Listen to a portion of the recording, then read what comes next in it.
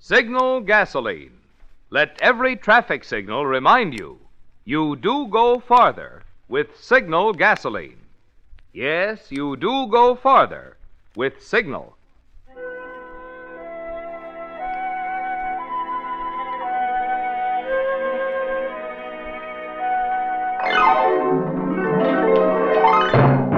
The Signal Oil Company and your neighborhood signal dealer bring you another curious story by The Whistler. Tonight, Summer Thunder.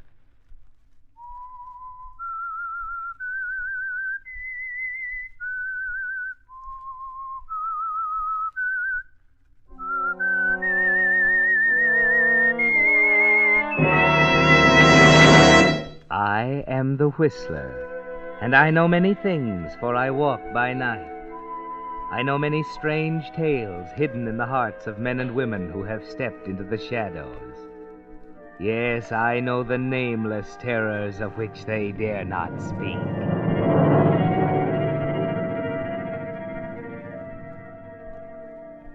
There is a curious connection between an entry in the records of the British Weather Bureau and a corresponding item in the annals of the Police Department of Plymouth. The first indicates that at 9 p.m. on the night of August 18th, 1937, tourists and vacationers on the southern Channel coast of England were disturbed by a radio warning. Attention, all vessels in Channel waters between Land's End, Cornwall and Beachy Head, Sussex. Low pressure area approaching rapidly from the southwest. Violent storm in prospect. Put into the nearest port immediately. I'll repeat that. Attention, all vessels in Channel waters between Land's End. The heat was oppressive, deadly. The atmosphere was so heavy and damp that breathing was an achievement. People at the watering places of Torquay and Brixham couldn't sleep and tried to pass the night over tall drinks and sodden bridge games on their verandas. So much for the weather report. The police records indicate that on the same night, a night when the heat had put everyone in southern England on edge, murder was taking shape in the mind of at least one human being. It began in Plymouth, in the second-floor apartment of Perry Elliott. Claudia, for heaven's sake, where have you been? I've been calling all over town for you. I'm sorry, Perry. It's 9 o'clock. I know it's 9 o'clock. Well, why didn't you call? I thought I'd better wait. Will you come to the point? Perry. I'm sorry, dear. This blasted heat's getting on my nerves, I suppose. I know. Now, come on. Let's sit down here and I'll explain. Now, I know this is going to be difficult for you, dear. I want you to try and understand. What are you getting at, Claudia? I've been up to Ivy Bridge. What do you mean? I've just had a talk with your Uncle Rodney. Claudia, you had no right to... Perry, let me finish. He realizes now how very foolish it was to disinherit you. I think it was a good idea. For the first time in my life, I'm free. Well, listen, Claudia. I know him like a book. He's frustrated. He doesn't know which way to turn. He's discovered for once that there's something his filthy money won't buy for him. He can't pull strings anymore and watch me jump about like a marionette. Perry, you don't understand. I'm afraid I do. Did he call you? No, it was your aunt. Agatha? She knows better than that. She's only trying to make peace in the family, Perry. I tell you, I don't want his money. Is that clear? He changed his will. Let him leave it that way. I said he's sorry about it. He wants to apologize. Apologize? Wait a minute. Do you know why it all happened? He didn't approve of you. He'd said I'd married a social climber, that I was dragging the noble name of Elliot in the mud. Claudia, I can't understand how you could fall for it. I've said I'll forgive him, Perry. I see. He's bought you off like the rest of them. Perry, you're not being fair. And you're not very perceptive. Don't shout at me. Very well. Cigarette? No, thank you. Do you have a match? I don't know what's become of my lighter. Here you are. Thanks. Well, Perry? Claudia, darling, tonight, for the first time in my life, I feel quite capable of killing a man. Perry! I'm rather pleased about it. It'll put me on equal terms with Uncle Rodney. What do you mean? I'm going to see him, dear. When? Now.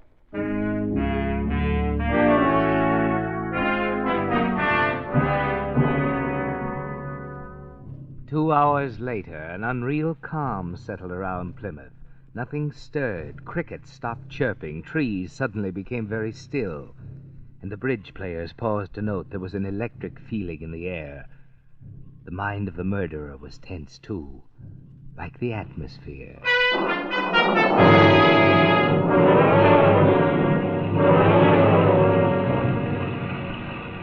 Then it hit. Bridges washed out. Roads became bogs. And shortly after midnight, the telephone rang in Claudia Elliott's apartment.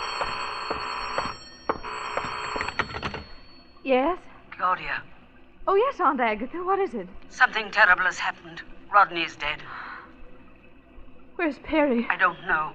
He and Rodney had a terrible scene about money or something. Did you notify the police? The inspector will be here directly. I'd better come out right away.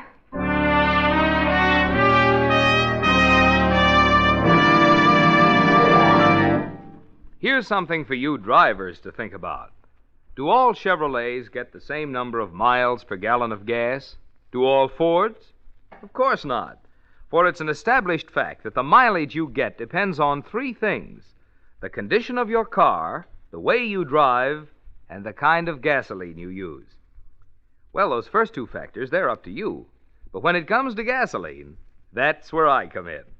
For the same company that sponsors the Whistler, Signal Oil Company, also makes the gasoline that's become famous throughout the West as the Go Farther gasoline. Yes, for years, wise Western drivers who kept careful record of mileage found you do go farther with Signal gasoline. But what's most important is that even today, you still go as far as before the war with Signal, and I'll tell you why. You see, although certain high-octane anti-knock ingredients are reserved for war, the mileage ingredients which made pre-war Signal famous are still in today's Signal formula. And what's more, new hydrocarbons rich in mileage have even been added. Oh, but you're not interested in chemical formulas. You're interested in miles. And there's an easy way to prove that for yourself. Invest your next gas stamps at one of the friendly stations displaying Signal's yellow and black circle sign. Let your own car prove that it's as true today as before the war. You do go farther with Signal gasoline. And now, back to the Whistler.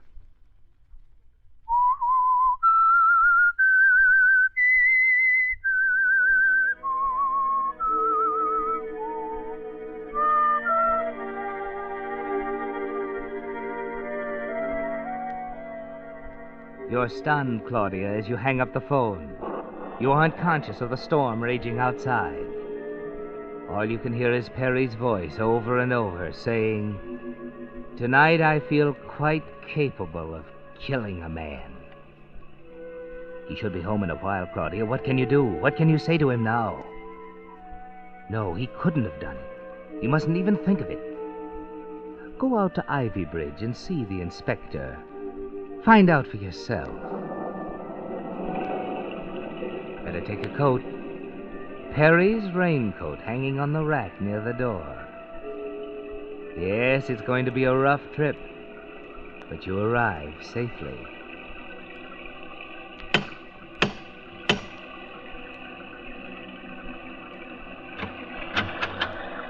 Evening, madam. Hello, Edmund. Is the inspector here yet? Not yet, madam. I expect the storm will delay him considerably. Where's Aunt Agatha? Upstairs, madam. Be down directly. Edmund, tell me what happened. Where is the body. In his room, on the floor. Exactly where I found him. You found him? Yes, madam. I found him. You don't seem very disturbed, Edmund. I'm not, madam. I see. For 20 years I served him. Now I'm through. No, madam. I'm not disturbed. Oh. What are you looking for? Oh, I had some cigarettes somewhere. There's some on the table. Oh, thank you. Matches there, too. Oh, thanks. I've got a lighter. Could I take your coat, madam? Thank you. Get a soaking, madam. Edmund, may I see the body? Well, I don't know, madam. The inspector said to leave everything as it was. Oh, please, it's very important. I won't touch anything. Very well. This way. In here, madam. Oh. He was strangled with a chain. The marks are still in his throat. A chain. Oh, but his head, all bloody. He was struck first, madam. Oh, no. No, he couldn't have done it. Not Perry. Not Perry. Come along, madam. Claudia, dear, where are you? Oh, Aunt Agnes. Claudia, darling. Why did you take her in there, Edmund? She asked me to, madam. You should have known better. There, dear. You may go, Edmund. Oh, it wasn't Perry, Aunt Agnes. Really, it wasn't. He said some awful things, but really... Just a minute, dear. Oh, no. I said you may go, Edmund. We won't need you anymore tonight. Very well, madam. Aunt Agnes, I must try and call Perry. He may be home by now. You can't, dear. The lines are down. I just tried. Oh, what can I do? I'm sure he didn't do it. Of course he didn't. I'd better go back. The roads are impossible, dear. You'd be taking an awful chance. I know it, but I... Now suppose you get some rest. The storm will very likely blow itself out before morning, and you can go back to town with the inspector.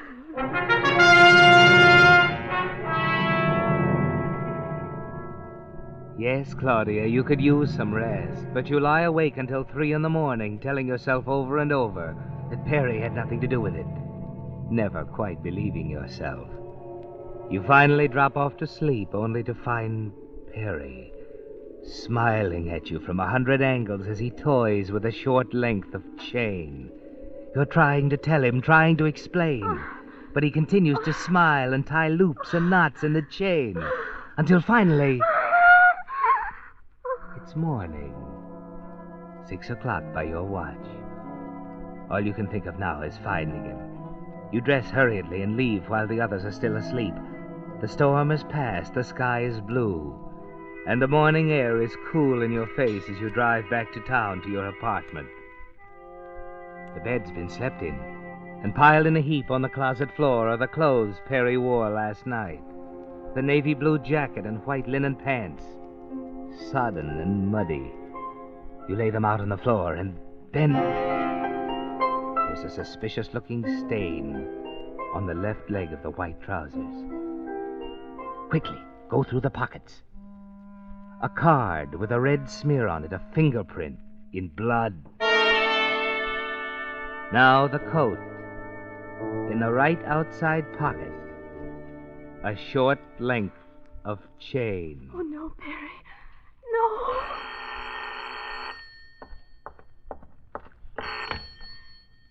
Yes?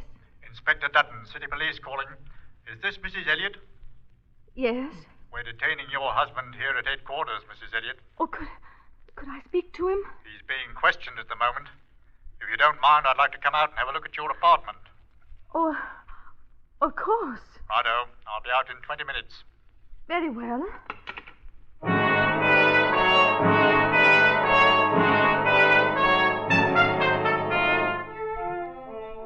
Well, Claudia, that puts it up to you, doesn't it? You can go one way or the other. You can produce the piece of chain and the blood-stained linen trousers and see Perry safely off to the gallows. Or you can do what you really want to. After all, does it matter what he's done if you love him? You'd better decide, Claudia. There isn't much time. First you burn the card. Then connect the electric iron, get out soap and warm water and a bottle of benzene. Blood is nasty stuff to get out, isn't it? It takes a lot of scrubbing, but finally it's gone, no trace. You iron it partly dry and rumple it up. There, a little dust from the floor and you can't tell it's been touched. But what can you do with the chain? There's the inspector. Quickly, Claudia, put it anywhere. In your purse, that's it.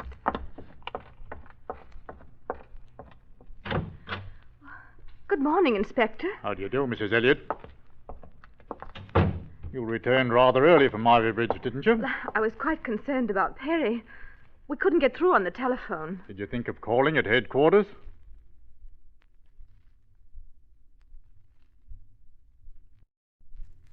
Why, I just arrived when you telephoned. I see. Now, let's take a look, eh? Mr. Elliot presumably slept in this room last night? Yes. You haven't disturbed anything? No. Yeah. Here we are. These are the clothes that he wore last night? Yes. Blue jacket and white linen trousers. I'll take these along if you don't mind. Let me see. What is it? Nothing in the pockets, eh? Well, I suppose he emptied them when he changed clothes. I'm afraid your husband is getting into this thing rather deeply, Mrs. Elliot. What do you mean? I think you'd better come along. Oh, couldn't I drop down later, perhaps a half hour? I'd like to clean up and... It's rather a peculiar position to take, Mrs. Elliot. Perhaps you aren't aware of the fact that your husband's life is at stake. I realize that, Inspector. I'll get my purse.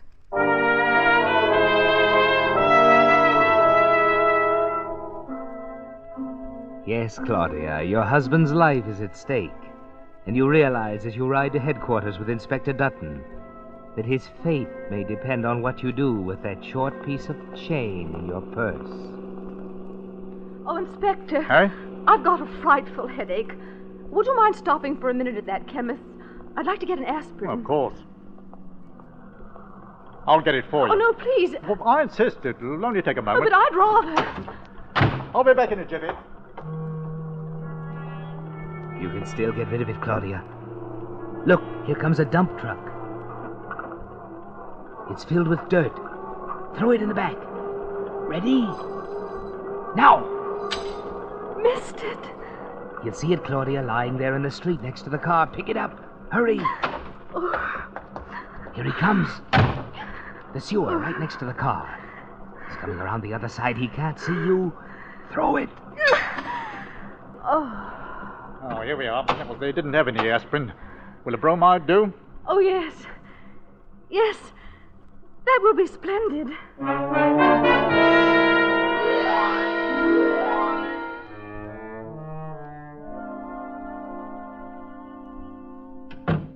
Reeves. Yes, Inspector? Mr. Reeves, this is Mrs. Elliot. How do you do, ma'am? Would you get Mr. Elliot, please? Yes, sir. He's right here in the next room.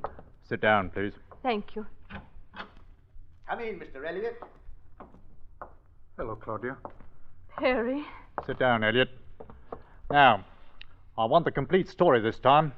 I must warn you that anything that you say may be used in evidence against you. Take it down, Reeves. Yes, sir. I've said it so often, I know it by heart. Well, say it again. I left Uncle Rodney's at 11:15. At 11:30, the storm broke, and I got stuck in the mud about halfway home. I was there for 3 hours and all. That's a deuced poor alibi. I told you I can prove it. The chap who stopped to help with... Well, what about him? I asked him for his card. I was going to try to find him and reciprocate. What's his name? I didn't even read it. The card's in the pocket of my blue jacket, though. You can call him. The card isn't in the pocket, Mr. Elliot. You can see for yourself. Here. Why, I don't know how... Why, it was there last night. All right. Where's the chain? What chain? Harry. Wait a minute, Claudia. I told you, Inspector, the man tried to pull me out of the ditch with a chain, but the chain broke. I remember putting the odd piece in my pocket. Now, what have you done with it? I haven't done anything with it. That jacket's exactly the way I found it on the floor of your closet. You're lying, Inspector. It's got to be there. It's not there. You can see for yourself. All right. When the motor went dead, he thought it might be a clogged petrol line, so he drained a quart or so of ethyl from his petrol tank to fill the carburetor. I spilled some on my trousers. I remember there was a red stain on them when I got in this morning. I never use ethyl petrol, do I, Claudia? Do I? Oh, Perry, Here are the trousers, Elliot. Look at them. Why, what? You see, Elliot? You don't have much of an alibi. Why, I don't know. And furthermore, can you explain the cut on your hands? They look very much as if you took too tight a grip on a chain. Played quite a bit, didn't they? I was holding on to the shackle when he pulled me out. It was a chain. Oh, of course. It's a frame-up, Inspector. Someone's been in my apartment. No one's been in your apartment. Except your wife. Claudia. You. Oh, I don't know what... Take him back, Oh, Reeves. Perry. That'll be all. Yes, sir. You don't need to assist there, Reeves, thank you. I can make it alone. I know it's difficult, Mrs. Elliot. Oh, they can't convict him on that kind of evidence. Just because he can't prove he was somewhere else. It'll go a long way. We have more positive evidence, of course.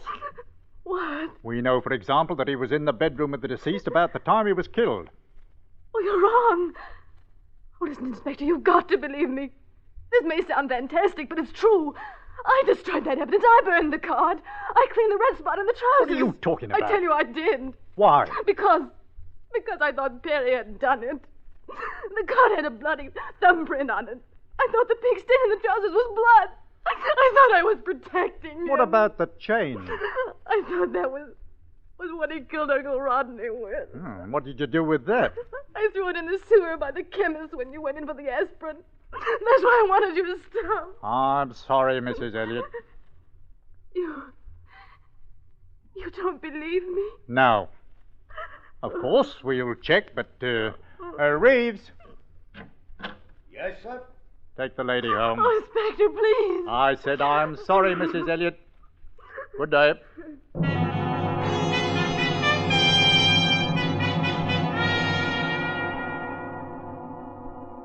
Well, Claudia, you're finally beginning to grasp the horror of the thing you've done.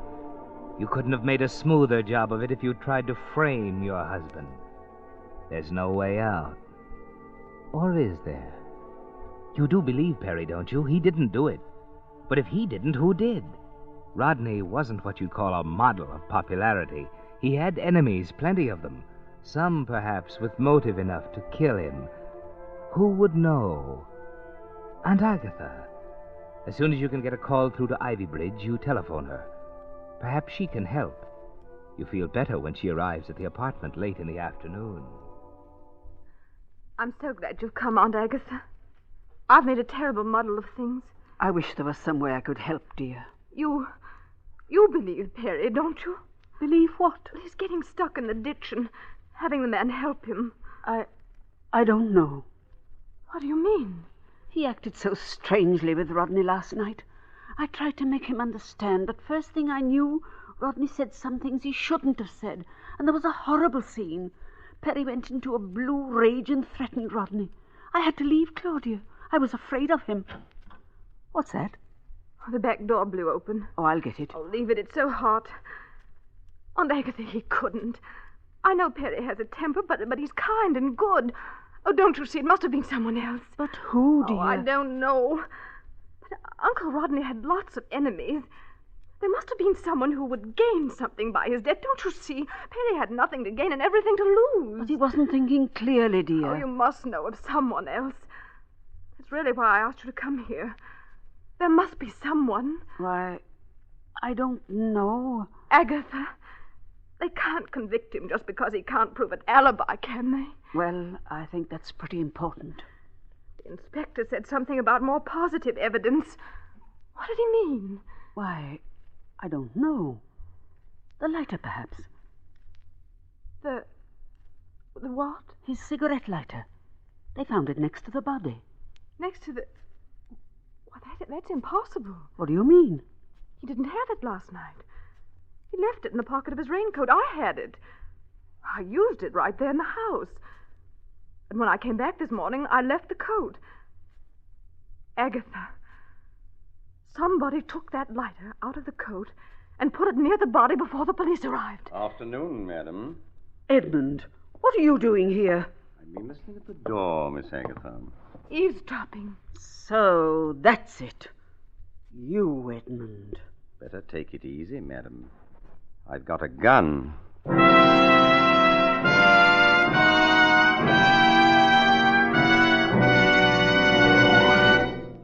The Whistler will return in just a moment with the strange ending of tonight's story. Meantime, I'd like to tell you about two live-wire young Californians who typify the more conscientious, more thorough service your car gets from a privately owned signal station. I'm talking about Bud Morley and Frank Sager, who just a year ago took over their own signal station in Burbank, California. Both, of course, had years of experience servicing cars. Well, before long, Bud Morley and Frank Sager had more than doubled their business. Now, there must be good reasons for such success, and there are. Those boys are friendly, courteous, eager to please. They not only give service with a smile, but include many little unasked-for extras. For after all, being in business for themselves, they have a personal reason for keeping customers so well pleased, they'll come back again and again. And there, friends, you have the important difference in signal service, a difference in thoroughness and conscientiousness that can add so much to the life of your car. What's more, it costs nothing extra. It's ready for your car at your neighborhood Signal gasoline dealers. And now, back to the Whistler.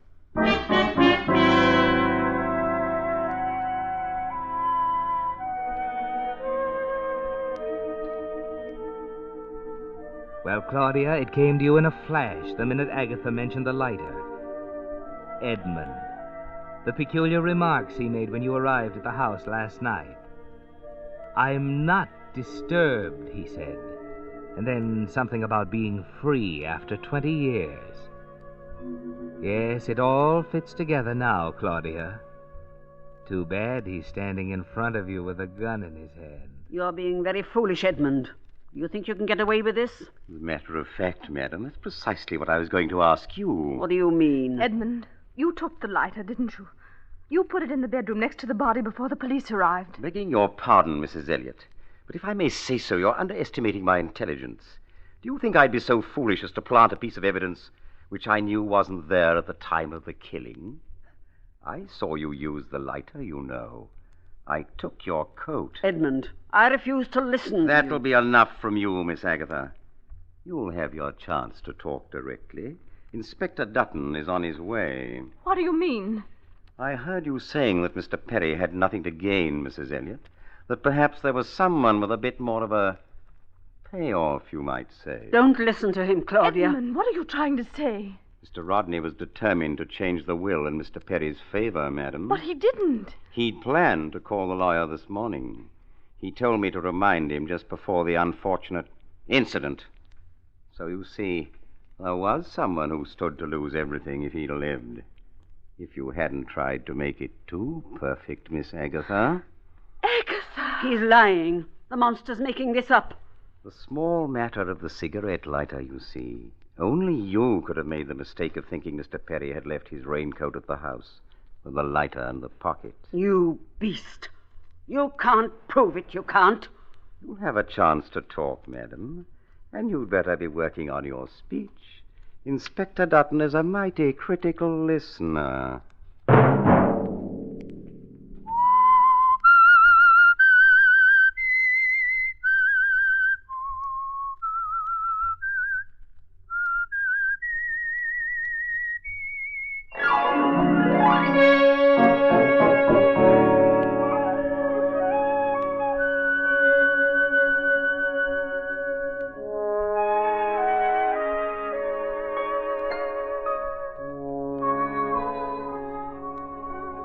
Next Monday at 9 o'clock, The Whistler will bring you another strange tale.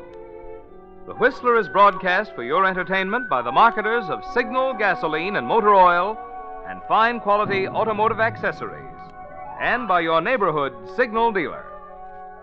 This program, directed by George W. Allen, with tonight's story by Harold Swanton, music by Wilbur Hatch, is transmitted to our troops overseas by the Armed Forces Radio Service.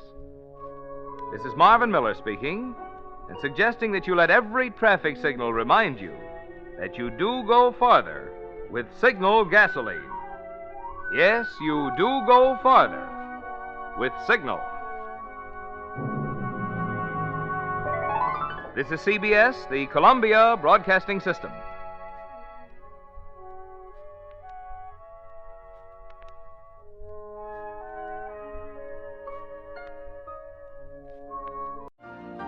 You've been listening to the OTR Gold Network. Find more classic radio at otrgold.com.